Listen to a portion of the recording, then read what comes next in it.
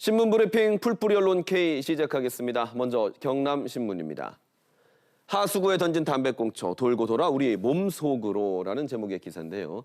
사진을 보시면 창원의 한 배수로에 담배꽁초가 한가득히 버려져 있는 모습 볼 수 있습니다. 몸에도 해롭고 환경에도 해로운 이 담배꽁초의 여정을 경남신문의 김용락 기자가 취재를 했는데요. 자세한 내용 직접 들어보겠습니다. 김용락 기자님 반갑습니다. 네, 이 담배꽁초의 여정을 추적하셨는데요. 어디로 어떻게 흘러가게 되나요? 네, 길거리에 버려진 담배꽁초들은 여러 가지 요인으로 가까운 하수구에 빠진 후 빗물에 흘러 하수 처리장에 도착하게 됩니다. 이어 처리장에서 걸러지지 못한 담배나 담배에 포함된 유해 물질들은 하천과 바다로 향하게 되고요. 아예 처리장을 거치지 않고 직접적으로 바다로 향하는 경우도 있습니다. 실제로도 담배꽁초는 바다와 해안가에서 가장 많이 발견되는 쓰레기입니다. 지난 2020년 환경운동연합이 전국 17개 해안가에서 쓰레기를 주운 결과 전체의 16%가 담배꽁초이기도 했습니다. 그런데 문제는 이렇게 버려진 담배꽁초의 종착지가 바다가 끝이 아니라고요? 네, 그렇습니다. 담배의 필터는 플라스틱 계열의 물질로 만들어집니다. 이 물질은 바닷속에서 작게 분해돼 5mm 미만의 미세 플라스틱이 되는데 바닷속 생물들이 이를 섭취하고 있는 상황입니다. 실제로 지난 2017년 한국해양과학기술원이 우리가 먹는 바지락과 같은 폐류를 검사한 결과 바지락 속살 100g에 34개의 미세 플라스틱 조각이 검출되기도 했습니다. 결국 사람이 버린 담배가 먹이 사슬을 거슬러 사람에게 되돌아온다고 볼 수 있겠습니다. 그러니까 작은 담배꽁초가 수질 오염의 원인이 되기도 한다는 거죠. 네, 그것도 맞습니다. 국내 하수 처리 정화율은 2016년 기준 97.6%입니다. 이는 오염물질을 100% 걸러낼 수는 없다는 말인데요. 결국 하수구에 버려진 담배 속에 있는 7천여 종의 독성 유해물질 중 일부는 바다로 향하게 되고 이 또한 수질 오염의 한 원인이 될 수 있습니다. 지금도 이렇게 버려진 수많은 담배꽁초를 볼 수가 있는데요. 담배꽁초를 길거리에 버리지 않는 것이 근본적인 대책이겠지만 대안이 없을까요?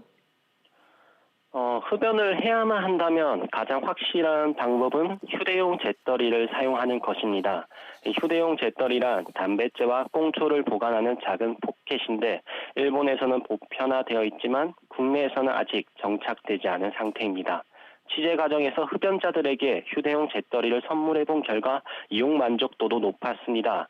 개인적으로는 저렴하게 구매할 수 있는 휴대용 재떨이가 새로운 흡연 문화로 자리 잡았으면 합니다. 네, 앞서 기사 첫 화면에서도 휴대용 재떨이 모습을 볼 수가 있었는데요. 좋은 대안이 될 것 같습니다. 경남신문의 김용락 기자였습니다. 이어서 경남도민일보 보시겠습니다. 아픈 아내를 위해서 87세 새내기 요양보호사라는 제목의 기사인데요. 사진을 보시는 87살 요양보호사인 가운데 이재조 어르신이 바로 그 주인공이 되겠습니다. 그리고 양 옆에는 사위와 딸이 이번에 함께 요양보호사 자격증을 취득한 모습 볼 수가 있는데요.